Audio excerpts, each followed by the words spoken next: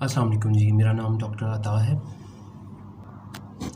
आज की ये जो वीडियो है ये ख़ास तौर पे मेडिकल स्टूडेंट्स और ऐसे डॉक्टर जो अपनी स्पेशलिटी को चूज़ करना चाहते हैं उनको गाइड करने के लिए बनाई जा रही है। इसमें मैं आपको एक लॉजिकल फ्रेमवर्क के बारे में बताऊंगा जिसको इस्तेमाल करते हुए आप अपनी स्पेशलिटी की तरफ उसको चूज़ करने में आपको गाइडलाइंस और हेल्प मिल सकती है।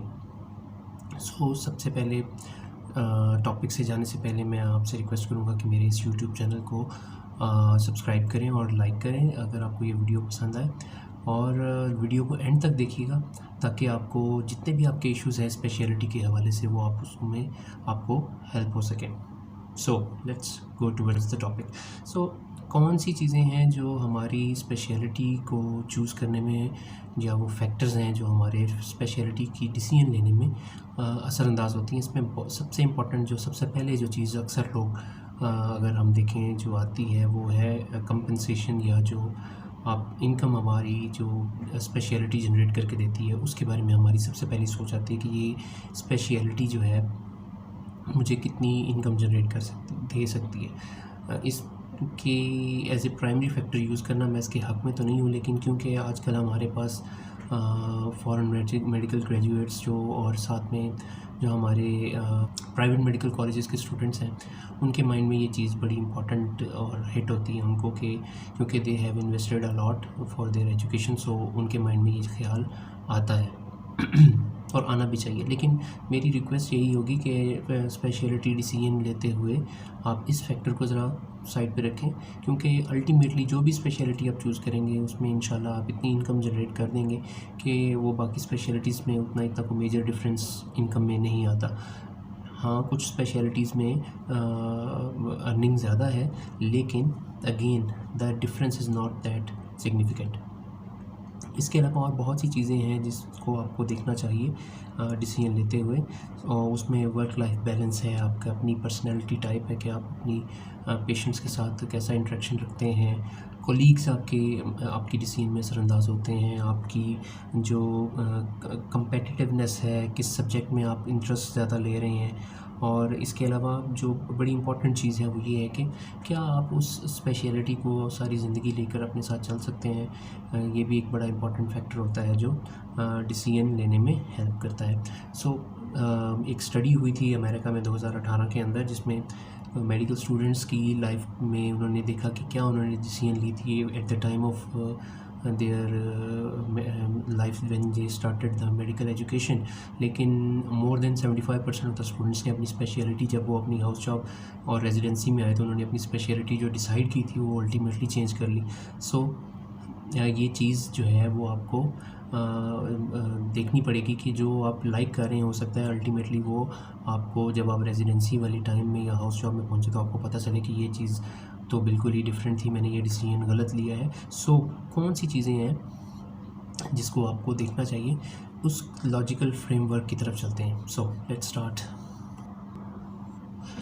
सबसे पहला जो सिस्टमेटिक अप्रोच आप यूज़ करते हुए जो आपको अपने आप से पहला सवाल पूछना चाहिए वो ये है कि आपको कौन सा सब्जेक्ट मेडिकल लाइफ के अंदर, या आपको कौन सा ऐसा ऑर्गन सिस्टम है जो बड़ा अट्रैक्ट करता है, जिसमें आपका बहुत इंटरेस्ट है और आप उसको बहुत ज़्यादा लाइक करते हैं। अगर आप फॉर एग्ज़ाम्पल मैं अगर कहूँ कि अगर आपको फिजियोलॉजी और फार्माकोलॉजी जैसे सब्जेक्ट्स अच्छे लगते हैं तो मेरी एडवाइस होगी कि आप एनेस्थीसिया वाली स्पेशलिटी को सिलेक्ट करें, क्योंकि ये ऐसी स्पेशलिटी है जो कि फिजियोलॉजी एंड फार्माकोलॉजी से बहुत ज़्यादा लिंक्ड है। अगर आपको एनाटमी पसंद है तो आप सर्जरी को प्रेफर कर सकते हैं। अगर आपको ब्रेन साइंसेस और या कार्डियक सिस्टम जो कार्डियोलॉजी या कार्डियोवैस्कुलर सिस्टम पसंद है तो आप कार्डियोलॉजी में जा सकते हैं। ब्रेन साइंसेस पसंद है तो आप न्यूरोलॉजी और न्यूरोसर्जरी में जा सकते हैं। तो डिफरेंट टाइप्स ऑफ स्पेशलिटी आपके डिफरेंट सब्जेक्ट्स के साथ लिंक्ड हैं। ये पहला क्वेश्चन होना चाहिए जो आप अपनी आपसे पूछें कि यार मुझे क्या पसंद है। इसके बाद आप अपनी देखें कि आप किस तरह का इंटरेक्शन चाहते हैं पेशेंट्स के साथ। देयर आर सम पीपल जो कि पेशेंट इंटरेक्शन को पसंद नहीं करते। बहुत से ऐसे डॉक्टर्स होते हैं जो पेशेंट इंटरेक्शन को लाइक करते हैं, उनसे कम्युनिकेट करना पसंद करते हैं। आप अपनी पर्सनैलिटी को देखें, और अगर आप डायरेक्ट टाइप ऑफ रिलेशन चाहते हैं या तो उसके लिए बहुत सी फील्ड्स हैं, स्पेशलिटीज़ हैं, जिसमें internal medicine, emergency medicine, surgery पीड्स और बहुत सी स्पेशलिटीज़ हैं जिनमें पेशेंट का डायरेक्ट इंटरेक्शन होता है डॉक्टर के साथ। अगर आप नहीं इस चीज़ को पसंद करते तो इनडायरेक्ट टाइप ऑफ इंटरेक्शन के लिए आप पैथोलॉजी और जो है रेडियोलॉजी जैसी स्पेशलिटीज़ को चूज़ कर सकते हैं, जिसमें इतना पब्लिक इंटरेक्शन नहीं है। पब्लिक हेल्थ में भी या प्रिवेंटिव मेडिसिन में दो है, प्रिवेंटिव मेडिसिन थोड़ा सा, लेकिन इतना ज़्यादा इंटरेक्शन नहीं होता। इसके साथ साथ आप देखें कि आपको प्रोसीजर्स करना पसंद है तो आप सर्जरी की तरफ जा सकते हैं। अगर आपको क्लिनिकल रीजनिंग पसंद है तो आप इंटरनल मेडिसिन पीड्स के अंदर जा सकते हैं। अगर आपको ये दोनों चीज़ें आपको पसंद है कि जी मैं प्रोसीजर्स भी करना चाहता हूँ और मुझे क्लिनिकल रीजनिंग भी अच्छी लगती है, तो आप ऐसी स्पेशलिटी में जाएँ जिसमें ये दोनों चीज़ें मौजूद हैं, लाइक यूरोलॉजी, डर्मेटोलॉजी या आप ऑब्स एंड गायनी को चूज़ कर सकते हैं। अपनी डिसीजन लेने के लिए वो है आपने अपने वर्क लाइफ को बैलेंस भी करना होता है। ड्यूरिंग मेडिकल लाइफ आपको ये पता नहीं होता कि आप इस चीज़ को रियलाइज़ नहीं कर पाते कि हाउ दिस लाइफ में मतलब वर्क लाइफ और अपनी फैमिली को टाइम देना और अपने बच्चों को टाइम देना और अपने लाइफ को एंजॉय करना कितना इम्पॉर्टेंट होता है। सो इस चीज़ को लाजमी अपनी जो डिसीजन मेकिंग में लेकर आइएगा और देखिएगा कि कौन सी स्पेशलिटी का वर्क लाइफ बैलेंस आपको सूट करता है। अगर आप बहुत ज़्यादा वर्कaholic हैं तो आप ऑब्स एंड गायनी या कोई चैलेंजिंग फील्ड जिसमें बहुत ज़्यादा लंबे वर्किंग आवर्स होते हैं उसको आप चूज़ कर लें। लेकिन आई वुड रिकमेंड कि आप जो है ऐसी स्पेशलिटी चूज़ ना कीजिएगा अगर आप जो है बर्न आउट हो जाते हैं और आपको लगता है कि चैलेंजिंग आवर्स आपको नहीं पसंद। सो मैं कुछ स्पेशलिटी बता देता हूँ। 2019 का एक जो स्टडी हुई थी जिसमें depression and burn out rates को मेजर किया गया था। यूरोलॉजी जो है वो टॉप मोस्ट है इन बर्न आउट रेट्स। इसके अलावा न्यूरोलॉजी 53% बर्न आउट रेट है, इंटरनल मेडिसिन का 49% है और इमरजेंसी मेडिसिन का 48% है। सो ऐसी स्पेशलिटीज़ जिनमें बर्न आउट रेट कम है वो उसमें preventive medicine and public health आ जाती है जो 28% पे है, नेफ्रोलॉजी 32% है और ये पैथोलॉजी जो है वो 36% है। सो ये आपने देखना है। इसके अलावा याद रखिएगा इन सेटअप्स ऑफ पाकिस्तान ये क्योंकि ग्लोबल स्टैटिस्टिक्स हैं, मैं पाकिस्तान के इन टर्म्स में पाकिस्तान की सिर्फ एक ही स्टडी मुझे मिली थी जिसमें verbal abuse and physical attacks जो है और बर्न आउट रेट्स जो हैं वो सबसे कम पैथोलॉजी में देखे गए, लेकिन इंटरनल मेडिसिन में ये 42% देखे गए थे।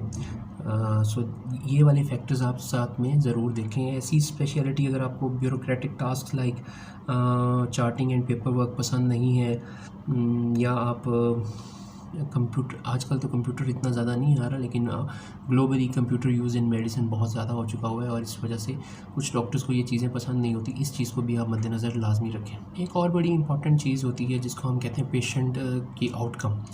बहुत सी ऐसी स्पेशलिटीज़ हैं जिनमें पेशेंट आउटकम आपको अच्छा नहीं मिलेगा। लाइक इंटरनल मेडिसिन में क्रॉनिक पेशेंट्स होते हैं, क्रॉनिक एलिमेंट्स होती हैं और बड़ी कॉम्प्लिकेशंस हो चुकी होती हैं पेशेंट्स के अंदर, मल्टीपल ऑर्गन्स अफेक्ट होते हैं और उनका आपका सिर्फ मकसद जो होता है वो सिर्फ और सिर्फ उनकी पैलिएटिव केयर या उनकी लाइफ को प्रोलॉन्ग करना होता है। और इस तरह की स्पेशलिटीज़ में आपका पेशेंट आउटपुट इतना अच्छा नहीं होता। सो अगर मैं अपने आप को देखूँ तो मुझे भी इंटरनल मेडिसिन इसीलिए नहीं पसंद थी कि यार पेशेंट आउटकम ही बेहतर नहीं आता। इस तरह एक न्यूरो सर्जरी है जिसमें आप, या न्यूरोलॉजी कह लें, जिसमें इतना कोई अच्छा पेशेंट आउटकम नहीं होता। But yes, I liked cardiology, मुझे कार्डियोलॉजी बड़ी पसंद थी जिसमें पेशेंट आउटकम बहुत ही अच्छा आता होता था। सो ये चीज़ भी आप अपने हिसाब से देखें। बाज़ औक़ात ये चीज़ आपको हिट करती है कि यार पेशेंट तो मेरा ठीक ही नहीं हो रहा, सो मैं को ये स्पेशलिटी क्यों चूज़ करूँ। सो ये वाली फैक्टर्स भी आपको मद्देनज़र रखने पड़ेंगे। लास्टली आप मिसलेनियस फैक्टर्स हैं, इसमें लास्टली आप देखें आपकी अपनी स्किल्स क्या हैं, आपकी अपनी कॉम्पिटिटिवनेस है। होता ये है कि आप मेडिकल लाइफ में या मेडिकल स्टूडेंट लाइफ में आप इतने कोई मतलब अच्छे मार्क्स नहीं ले पा रहे होते, स्टडीज़ में आप स्ट्रगल कर रहे होते हैं और आप स्पेशलिटी ऐसी चूज़ कर लेते हैं जो कि बड़ी टफ होती है। सो अपनी कॉम्पिटिटिवनेस को भी देखें और देखें कि आप किस चीज़ को प्रेफर करते हैं। आप अगर आप में टीचिंग स्किल्स मौजूद हैं, आप रिसर्च ओरिएंटेड बंदे हैं या आप पॉलिसी वर्क करना चाहते हैं तो आप ये पब्लिक हेल्थ प्रिवेंटिव मेडिसिन वाली साइड में आ सकते हैं। इसमें बड़ी अच्छी पॉलिसी मेकिंग एंड जो है होती है। इसके अलावा टीचिंग स्किल्स हैं तो आप टीचिंग साइड में भी जा सकते हैं जिसमें बेसिक मेडिकल साइंसेस पे आप अच्छा परफॉर्म कर सकते हैं। सो ये एक बड़ा इंपॉर्टेंट फ्रेमवर्क था जिसमें मैंने 6 स्टेप्स आपको बताए हैं। इसको यूज़ कीजिएगा अपनी स्पेशलिटी को चूज़ करते हुए और जिस स्पेशलिटी को चूज़ करें उसमें अपनी मेहनत करें, उसके क्लिनिकल एक्सपोजर लें और उनके सीनियर्स जो उस फील्ड में हैं उनसे डिस्कस करें, उनसे उनके एनवायरनमेंट को देखें और देन अपनी फाइनल डिसीजन जो है अपनी कीजिएगा। बहुत शुक्रिया आपने मेरी वीडियो को एंड तक देखा, और अगर आपको कोई क्वेश्चन हो तो नीचे कमेंट्स में आप मुझसे क्वेश्चन पूछ सकते हैं। और इसके अलावा अगर आप रिसर्च में या रिसर्च राइटिंग में कोई हेल्प चाहते हैं तो आप मुझसे रब्ता कर सकते हैं थ्रू फेसबुक और यूट्यूब चैनल। बहुत शुक्रिया, थैंक यू वेरी मच।